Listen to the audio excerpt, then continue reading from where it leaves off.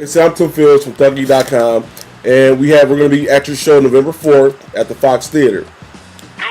So tell us what is the thing of Video Games Live? I mean, first introduce yourself. Go ahead. Yeah, I've been a video game composer for over 20 years, and I've worked on over 275 video games, and about 8 years ago, I kind of came up with the concept of Video Games Live, which is, all the greatest video game music of all time played by a full symphony and choir. But what makes it really special and unique is that everything is completely synchronized to massive video screens, and special effects, stage show production, and interactive elements with the crowd. So I kind of like to describe Video Games Live as having all the power and emotion of a symphony orchestra combined with all the energy and excitement of a rock concert mixed together with all the cutting-edge visuals and interactivity and technology and fun that video games provide. So we really wanted to create a show for everybody, not just for hardcore gamers, but really a show for everyone where you don't have to know anything at all about video games to come out to the show and really have a greater understanding and appreciation for what they are. Not only the music, but the games as well.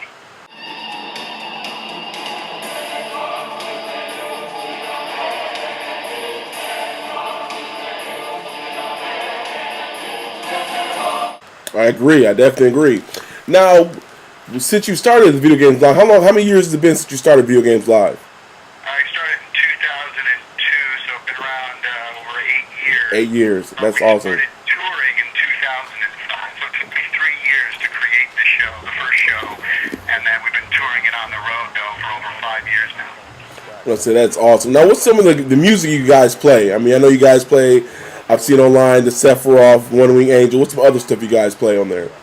I mean, we have everything. It's all the greatest music. So, I mean, everything from Mario and Zelda and Metroid to Halo and Warcraft and Starcraft and, you name it, we got it. Final Fantasy, Chrono Cross, the old school stuff like Mega Man and Castlevania and Street Fighter 2 we just put in. Oh, really? What Street Fighter 2 stuff you just put in? We got Ken, Ryu, and Guile. Perfect. Now, We'll be seeing that. oh yeah, we love it because I just put it in a few weeks ago. oh, that's perfect. So that's going to be on the November 4th show at the Fox Theater in Detroit. Now, We have over 60 segments that I've created for Video Games Live, but we can only play about 18 of them a night. So we've never played the same show twice. We're always adding to the show, always making it different. Every single experience, right. Completely different every time. Now, is there a way to get a DVD for it here coming soon so we can see all 60 sets? Not all 60, but yeah, we do have a DVD and a Blu-ray that were just released last week for the first time. Okay. And our second album came out as well. A lot of the things that I mentioned are on there: Sonic the Hedgehog, Zelda, Mario, Final Fantasy, Chrono, Mega Man, Right. Castlevania, Halo, Warcraft. It's all on the DVD and the Blu-ray and the album. No, like you said, you started in video game composing. What are some of the games that we've heard or played that you compose? Some of the earlier stuff, like Earthworm Jim, Oh, yes. and Disney's Aladdin. Did a lot of the early Madden football games. Moving up to the mid-90s, I did stuff like the Unreal Tournament stuff, the Tony Hawk Pro Skater, did the original one of that, and a couple after that. Metroid with Nintendo, Metroid Prime, sorry, not Metroid, the original, but Metroid Prime when they re-released that. That was awesome. I worked on some of the Sonic the Hedgehog games, Spider-Man games, James Bond games. I Bet Rising was a big success for the musical score, not so much for the game. Yes, I was going to say that. Advent Rising has the best music. I bluntly agree with you on that. The music was great, not so the gameplay, but the music was awesome.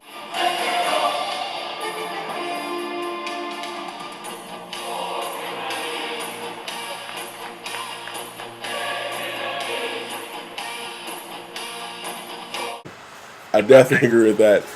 So my next question is, with this whole video game music stuff going on, so is it starting to become a bigger turnout now for video game rock music and the people paying attention to it?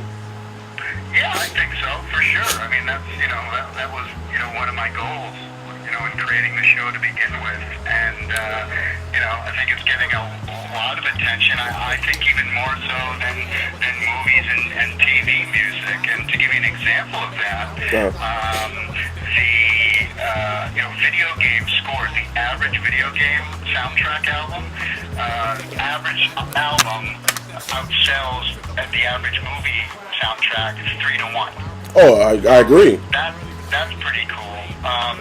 But the other one, I think the most telling evidence about how important video game music has become and how important it is to especially a younger generation, guys like myself. I mean, even I'm 42 years old, but I grew up playing video games. So, right. But I think the biggest evidence of that is, you ever been on a website called OC Remix? Oh, OC Remixes. I have their Street Fighters. I got their Killer Instincts. OC Remixes is awesome. That's my favorite site. Exactly, right? So check this out. So ocremix.org, it has, as you know, it has thousands and thousands of people from all over the world remixing thousands and thousands of video game songs and uploading them in all different styles and everything, So my question to you then would be, where's the movie score website that's like that? That's true. And I'll tell you what, it doesn't exist. No. So to me, clearly video game music has become more, personal. It's become more personal. Yeah. In regards to, how precious it is to the people listening to it. Right.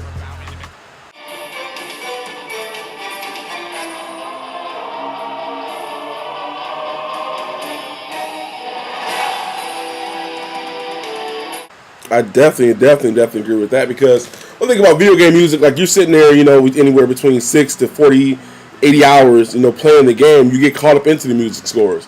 I mean, I definitely give RPGs, I definitely give role-playing games a lot of credit for that, because a lot of RPGs, you literally hearing the music over and over and over again, until you're finally just like, man, the song is off the hook, I'm enjoying it, I need a CD from it. And to compare that to the film and television industry, where, you go to see a movie like Avatar, for example, and, it's a 2-hour movie, maybe you hear 90 minutes of music, right? But 90% of that music is being talked over. Exactly. They call it background music or incidental music. Exactly. Tell me the music for Avatar. Go ahead, do it. Right. Right? Now That's true. Shit from Mario or Halo or Castlevania. Right. Or, any of the other tunes out there. I mean, our music gets played, again, okay, so you think a movie like Avatar, you've heard 90 minutes of music, most of which was being talked over, and then maybe 6 months later you buy the DVD or the Blu-ray and you hear it again. So the whole year you heard maybe 3 hours of music, right? 90% of which was talked over, and you can't even hum the shit back to me. Now let's compare that to a video game where, like World of Warcraft, where people are playing 20, 30, 40 hours a week, and the music is being blasted in your face. I like to call what we do foreground music, not background music. Exactly. And it's for all these reasons why I've always said that if Beethoven were alive today, he'd be a video game composer. Oh, yeah, most definitely. He wouldn't be a film composer. He wouldn't want people talking over his music. Exactly. He would I definitely see him in Metal Gears, Castlevanias. Easily. Now, I got a couple more questions before we let you go, Tommy. Now, the one question is, are you ever going to be back on the video game scene as far as like hosting TV shows or anything anymore? It's always open, but I do about 50 to 60 performances of video games live a year. Like last year, I think I was on the road for 320 days, so it's very difficult for me to do 3 gigs. I mean, because I still try to do some music writing when I'm kind of off the road as well too. So it's like any free time that I have, which is none.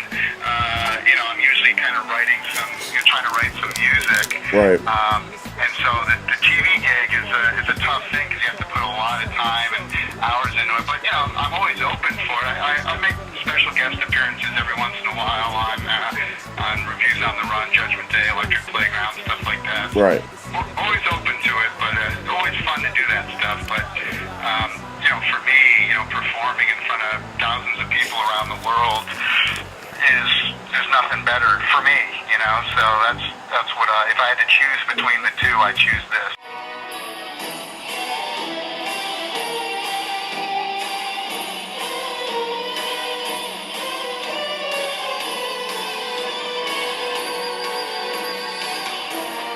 Oh, I obviously agree. So now that since you're a gamer, what you playing on right now, Tommy, man? What you playing on?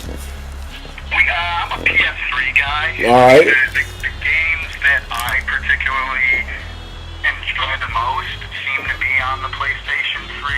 Uncharted 2. Yes. God of War 3. Yes. That's the kind of stuff Red Dead Redemption, I'm still going. I know that's on multiple platforms, but another example, Red Dead Redemption. Those are the style of games that I like, and they're all, Metal Gear.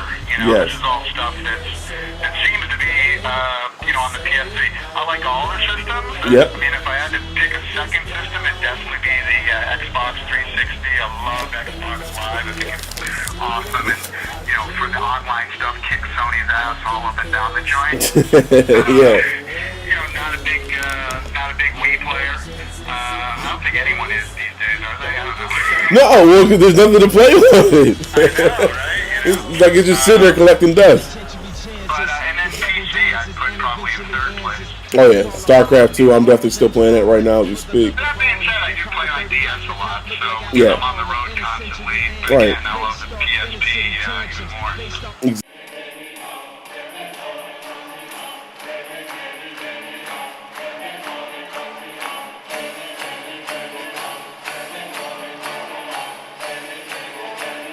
Exactly. We'll go ahead and get your shout-outs right here, Tommy, man. Go ahead and we'll see you November 4th. Go ahead and get your shout-outs in right now. What's that, sorry? Go ahead and get your shout-outs, like your websites and stuff like that. Oh, yeah. Videogameslive.com. That's for anyone, if you don't go to our tour dates page and look at all the places we're playing this year and next year, and if your city or country or whatever isn't up there, just email us and we'll try to get it up there. And then my personal website is Tallarico.com and has my biography and stuff like that, or check me out, hit me up on Facebook. Yes, sir. Once again, Tommy, thank you for talking with Thug-Geek.com. I'm T.Fields, and I'll see you on the show next Thursday at the Fox Theater. Looking forward to it. Well done. You have a good day. Thank you for the conversation. Thank you. All right. Bye. Tommy Tallarico. And there you have it, folks. Later.